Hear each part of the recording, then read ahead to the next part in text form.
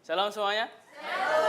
Ya, pada pagi hari ini saya akan menyampaikan khotbah yang bertema tentang ketaatan yang tulus. Ya, kita mau lihat di dalam Kejadian 6 ayat yang ke-22. Ya, di sana dikatakan bagaimana begini firman Tuhan, lalu seperti yang diperintahkan Allah kepadanya, demikianlah dilakukannya. Ya, kita sudah tahu semua kan ya tentang tokoh apa sih, tentang tokoh siapa sih di dalam perikop ini? Ya, kita sudah tahu bahwa di sini menceritakan tentang Nabi Nuh. Ya, bagaimana di sini saya ingin menyampaikan tentang ketaatan Nabi Nuh kepada Tuhan.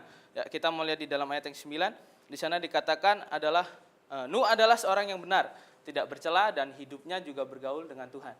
Ya, di sini Allah akan menghancurkan segala isi bumi, tetapi tidak bagi Nuh dan juga keluarganya. Ya, di sini kita timbul pertanyaan tentunya kan, kenapa hanya Nuh dan keluarganya saja yang diselamatkan oleh Tuhan? Kita mau dilihat di ayat yang ayat yang ke-8, di sana dikatakan bahwa karena Nuh mendapatkan kasih karunia dalam kehidupannya ya, yang dipandang oleh baik. Ya, jadi di sini Nuh dan keluarganya diselamatkan oleh Tuhan bukan karena apa-apa, karena di sini ia mendapatkan kasih karunia Allah. Ya. Tetapi walau Nuh sudah mendapatkan kasih karunia Allah, ia tetap hidup taat kepada Tuhan. Walaupun dia sudah mendapatkan kasih karunia Allah, dia tidak main-main di dalam hidupnya. Dia tidak seenak-enaknya saja di dalam hidupnya. Dia tetap taat kepada perintah-perintah Tuhan, taat kepada firman-firman Tuhan. Ya. Kita dapat lihat di dalam ayat yang ke-14 sampai yang ke-16, di sana dikatakan bahwa Nuh harus membuat bahtera dari kayu gofir. Kemudian bahtera dibuat harus berpetak-petak, ditutup dengan pakal dari luar dan dalam.